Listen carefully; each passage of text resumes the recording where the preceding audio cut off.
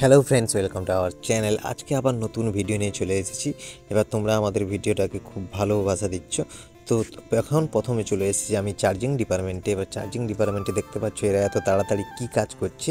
এরা হচ্ছে জল চেক করছে। মানে অনেক কি হয়, এই যে পাইপগুলো গোঁজা আছে এগুলো জাম হয়ে যায়, যার জন্য ব্যাটারি ঠিকভাবে চার্জ হতে পারে না বা ঠিকভাবে অ্যাসিড বা জল যেতে পারে না। তো এগুলাকে প্রত্যেক দিন চেক করতে হয়। এখানে দেখো এই ব্যাটারিটা চলছিল না, এটা ফল্ট সব কম্পিউটারে বলে দেয়, ডিজিটাল সিস্টেম, তাই এই ব্যাটারিটা চেঞ্জ করে দেবে এরা। তো চলো এবার এখান থেকে চলে যাব। এবার একটা নতুন ব্যাটারি তৈরি হচ্ছে, যেটা তোমাদের আমি বলেছিলাম 1680 ব্যাটারি তৈরি হচ্ছে, ওটা দেখাবো। তো এই যে খামগুলো দেখতে পাচ্ছ, এই ছিপি লাগানোর পরে তারপরে এগুলা কি কাজে লাগবে চলো সেটাই দেখাবো তোমাদের। এই নতুন ব্যাটারি আগে চলতো, এখন অনেক দিন বন্ধ হয়ে গেছিলো, মিনিমাম 1-2 বছর বন্ধ হয়ে গেছিলো। তো আবার নতুন করে চালু হয়েছে। এই ব্যাটারিগুলো দেখতে পাচ্ছ চার্জে বসছে, এই যে মাঝখানে এর কেমন আছে সিস্টেমটা আলাদা টাইপের। তো চলো এই কাজটা এবার দেখাশোনা হলো। এবার চলে যাব বাইরে। আমরা বাইক বের করে নিয়েছি। বাইরে যাওয়ার কারণ হচ্ছে এমনিতে পেট গরম হয়ে গেছে। আমরা প্রতি সপ্তাহে একটা করে ডাব খাই, কারণ শরীরটাকেও দেখতে হবে। আর কাজে এসেছি, বাইরে এসে শরীর যদি না ঠিক রাখতে পারি তাহলে বাইরে এসে লাভ নেই। ঠিক আগে নিজের শরীরটাকে দেখতে হবে, কোনো কিছু প্রবলেম হোক বা নেই হোক।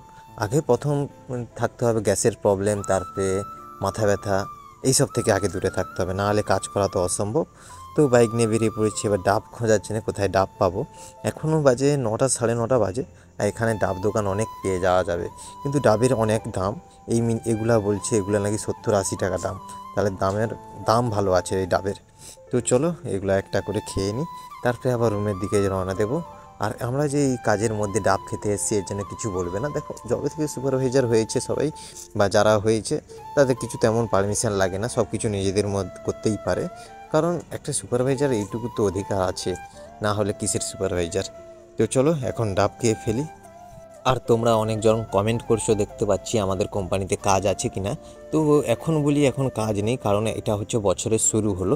আবার যেটা কাজ হবে, যেটা ভ্যালেন্টাইন্স ডের পরে, ফেব্রুয়ারির পরে, না হলে আবার সেই দুর্গাপুজোর জন্য অপেক্ষা করতে হবে।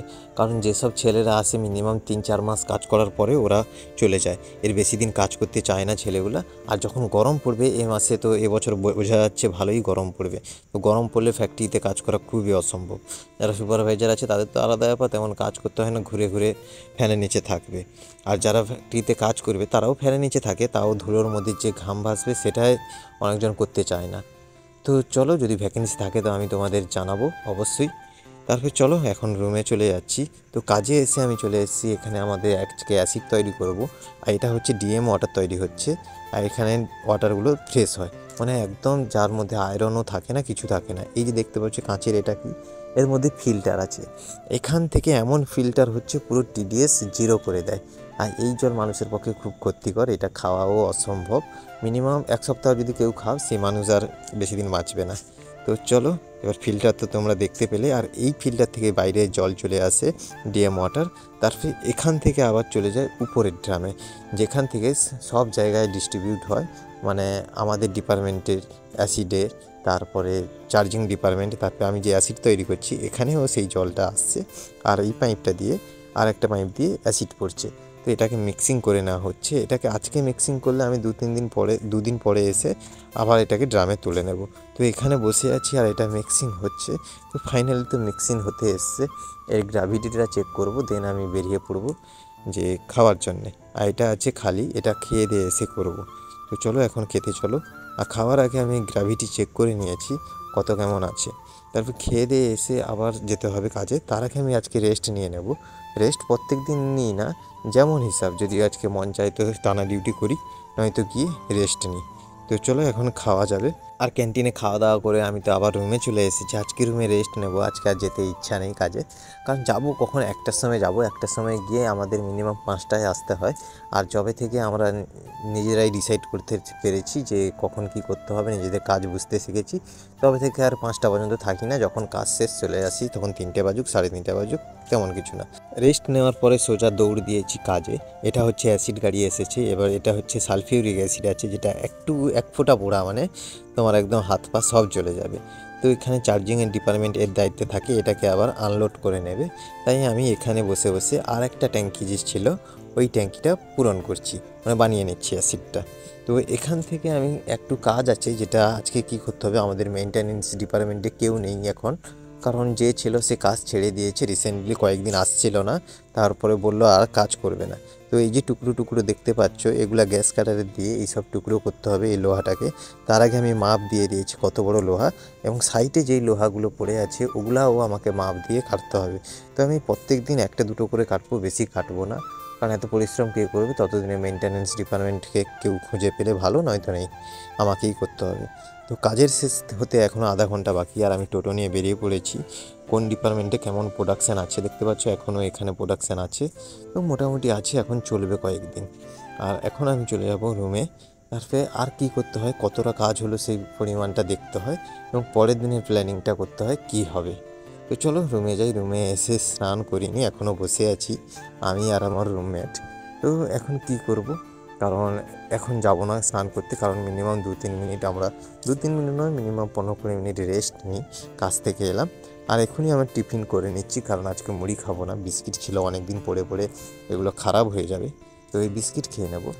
এখন চলে যাব স্নান করতে। স্নান করে এসে দেখব কিছু কাজ আছে, যেমন কারোর পিএফ অ্যাকাউন্টে সেটেল করতে হবে, বা কারোর কিছু মোবাইলের প্রবলেম, সফটওয়্যার প্রবলেম, ওইসব আমি সলভ করি এই কোম্পানির মধ্যে। তো চলো, এখন 8টা 8:30 বেজে গেছে রাতে। তো চলো এখন স্যালাডগুলো কেটে নিই। আমি বলেছিলাম আমি স্যালাড নিয়ে এসেছি, এটা মিনিমাম 2-3 দিন চালাবো এখন, কারণ 4টা শসা ছিল, মানে 4 দিন। আজকে নিয়ে 2 দিন কমপ্লিট হলো, আরও 2 দিন বাকি আছে, এই স্যালাডই খাবো, কারণ এইসবভাবে আমরা চালাই প্রত্যেক দিন। কারণ প্রত্যেক দিন ক্যান্টিনের খাবার খেতে ভালো লাগে না, ভালো লাগে না বলতে অল্প ভাত খাওয়া যায় সেই সব তরকারির মাধ্যমে, আর একটু বেশি ভাত খাওয়ার জন্যে এই স্যালাডটা খুব ভালো। এই দেখতে পাচ্ছ ধনে পাতাটাকে আমি কী করেছি, তো দেখতে পাচ্ছ। আজকে চলো খেয়ে আসি। তারপরে হঠাৎ দেখছি রুমমেটের, তার নাকি পেটে ব্যথা, তো তার জন্য নাকি ইঞ্জেকশন নিতে যাবে এবং মেডিসিন কিনবে। তো চলো এবার একে নিয়ে যাই হসপিটাল, কি বলে ওখানে। এবার সকালে গিয়েছিল, এটা আবার আর একজন, কারণ আমাদের ফ্যাক্টরিতে যদি কারোর খাওয়ার প্রবলেম, গ্যাসের প্রবলেম, তোমাদের বলেছিলাম শরীরটা আগে ঠিক রাখতে হবে। তো আমরা এখন চলে যাচ্ছি হসপিটাল, সেখানে আমরা মেডিসিন কিনবো, আর তারা যদি একটা ইঞ্জেকশন দেবে বলে এই পেটে ব্যথার জন্যে, তো সেটাও নিয়ে নেওয়া হবে। তো আমরা হসপিটাল থেকে চলে এসেছি, এই দেখতে পাচ্ছ মেডিসিন দোকানে, এবার মেডিসিনটা কিনে নেব। আর 8টা বেজে গেলে আমাদের কোম্পানি থেকে বাইরে গেটে বেরোতে দেয় না, কারণ একটা রুলস আছে, একটা পাবলিক এলাকার মধ্যে থাকি। আমি দেখতে পাচ্ছি এই স্যালাড নিয়ে চলে এসেছি এই দোকানে, তো এটা নিয়ে আমি হসপিটালে চলে যাব, ওখানে যে ইঞ্জেকশন দেবে এটাই নিয়ে যাব, কারণ আমি যখন চলে এসেছিলাম ক্যান্টিনে আর রাখতে মনে নেই। তো চলো এবার চলে এসেছি হসপিটালে, ইনি বাবুকে 2টো ইঞ্জেকশন দেবে। ভালো করে গ্যাস হয়েছে, জল কম খেলে এরকমই হবে। তো দেখতে পাচ্ছ নার্স তো একদম দিয়ে দিয়েছে ভালো করে। আর আমাদের কোম্পানি থেকে হসপিটাল বেশি দূরত্ব নয়, মিনিমাম বাইকে 5 মিনিট লাগে। এটাই সুবিধা কি এখানে ফ্যাক্টরি আছে, কারোর কিছু প্রবলেম হলে হঠাৎ যাওয়া যায়। আর এখানে ইমার্জেন্সি খোলা থাকে, রাত 12টা হোক, 1টা হোক, 2টো হোক, যখন ইচ্ছা যেতে পারো। এর আগেও এরকম পেটে ব্যথার প্রবলেম অনেকজনের হয়েছে, তাদেরও সব সমস্যা দূর হয়েছে। চলো এখন ক্যান্টিনে গিয়ে, তো আমার খাওয়া দাওয়া শেষ। আর তোমরা সবাই সাবস্ক্রাইব করো, আমার ভিডিওটা ভালো লাগলে তোমরা কমেন্ট করো। Thanks for watching, by.